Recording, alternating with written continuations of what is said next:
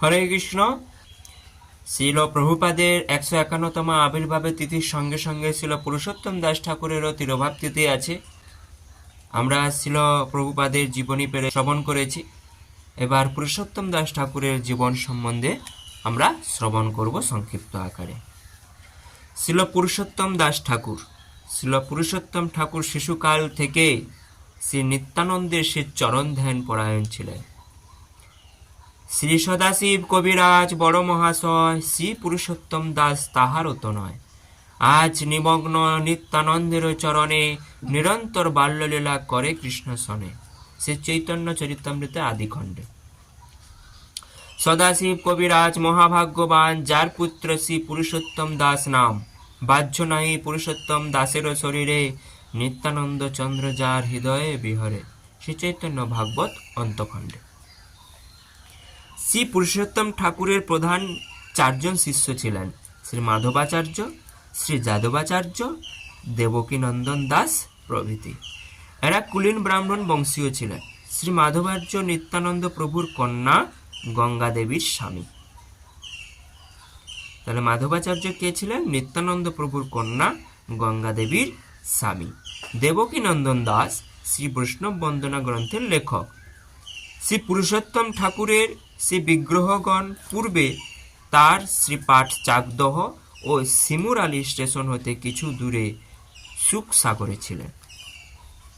সুখসাগর গ্রাম ধ্বংসের পর শ্রী বিগ্রহগণ চান্দুলিয়ায় আনত হন। বর্তমানে জিরাট গঙ্গা বংশগণের তত্ত্বাবধানে অন্যান্য বিগ্রহগণ সহ শ্রী পুরুষোত্তম ঠাকুরের শ্রী বিগ্রহগণ সেবিত হচ্ছেন। জিরাট নবদ্বীপ, হাওড়া থেকে নবদ্বীপ যেতে পড়ে জিরাট। ওই কালনার আগে আগে সব স্টেশনগুলো পড়ে। বাগনাপাড়া, জিরাট। বাগনাপাড়ায় আমরা শ্রবণ করেছিলাম বাঘকে যে হরিনাম করেছিলেন, নামটা হচ্ছে কি?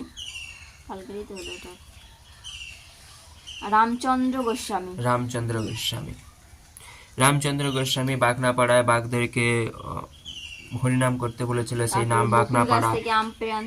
হ্যাঁ, আজ হচ্ছে সেই জিরাটে হচ্ছেন সেই সেবিত বিগ্রহ হচ্ছে পুরুষোত্তম দাস ঠাকুরের। পুরুষোত্তম ঠাকুরের শ্রীপাঠ বসু জাহ্নবার পাঠ নামে অভিহিত। তথাকার বর্তমান বৃদ্ধ সেবায়েতের নাম শ্রী শ্রী সীতানাথ দাস। শ্রী চৈতন্য চরিতামৃতে আদিখণ্ডে আছে। অন্যভাষ্য দ্রষ্টব্য। শ্রী পুরুষোত্তম ঠাকুরের পুত্র শ্রী কানু ঠাকুর। তার পুত্র মহাশয় শ্রী কানু ঠাকুর, যার দহে রহে কৃষ্ণ প্রেমামৃতপুর। শ্রী সদাশিব কবিরাজের পুত্র শ্রী পুরুষোত্তম দাস ঠাকুর। তার পুত্র শ্রী কানু ঠাকুর।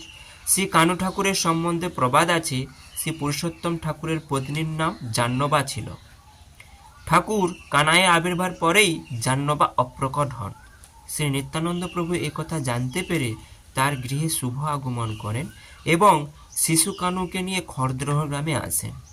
শ্রী কানু ঠাকুরের জন্ম শকাব্দ 1457, বাংলায় 942 সাল আষাঢ়ী শুক্লা দ্বিতীয় রথযাত্রা বাসারে। শ্রী কানু বা কানাই ঠাকুরের কৃষ্ণ ভক্তি পরায়ণ দেখে শ্রী নিত্যানন্দ প্রভু তার এক নাম দিয়েছিলেন শিশু কৃষ্ণ দাস। শ্রী কানাই ঠাকুর 5 বছর বয়সে শ্রী ঈশ্বরী জাহ্নবা দেবীর সঙ্গে শ্রী বৃন্দাবন ধামে গ্রহণ করেন। শ্রী জীব গোস্বামী প্রমুখ আচার্যগণ তার নাম রাখেন ঠাকুর কানাই। জনশ্রুতি আছে যে বৃন্দাবনে ঠাকুর কানাই কীর্তানন্দে বিহ্বল হয়ে যখন নৃত্য করছিলেন তখন তার দক্ষিণ পদের একটি নূপুরপদ হতে অন্তর্হিত হয়ে যায়।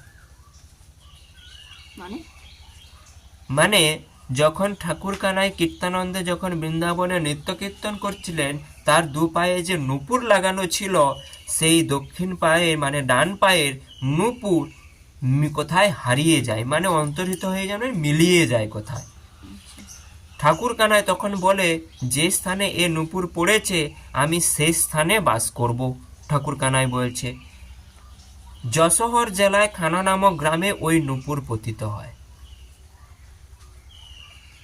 মানে চিন্তা করুন, বৃন্দাবনে তিনি নৃত্য করছিলেন, কীর্তন করছিলেন, তিনি সংকল্প করলেন এই নূপুর আমি যেখানে পাবো, অন্তর্হিত হয়ে গেছিল, মিলে গিয়েছিল। যেখানে পাবো আমি সেখানে আমি অবস্থান করব। পড়েছে কোথায়? আমাদের গৌড়বঙ্গে যশোহর জেলার নাখানা নামক গ্রামে ওই নুপুর নবদ্বীপে। পতিত হয়। ততবধি ঠাকুর শ্রী কানায় বোধখানায় এসে বাস করতে থাকেন। প্রেমাবিলাস গ্রন্থে দৃষ্ট হয় যে শ্রী কানাই ঠাকুর ক্ষেত্রীর উৎসবে শ্রী জাহ্নবার মাতার সঙ্গে উপস্থিত ছিলেন। শ্রী নরোত্তম ঠাকুর সেই ক্ষেত্রী উৎসব।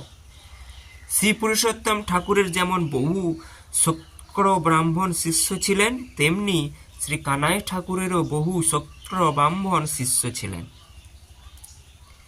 বর্গীয় হাঙ্গামার সময় সে কানাই ঠাকুরের বংশধরগণ শ্রী বিগ্রহ স্বরূপ বোধখানা ত্যাগপূর্বক নদিয়া জেলার অন্তর্গত ভাজনঘাট নামক গ্রামে এসে বসবাস করেন।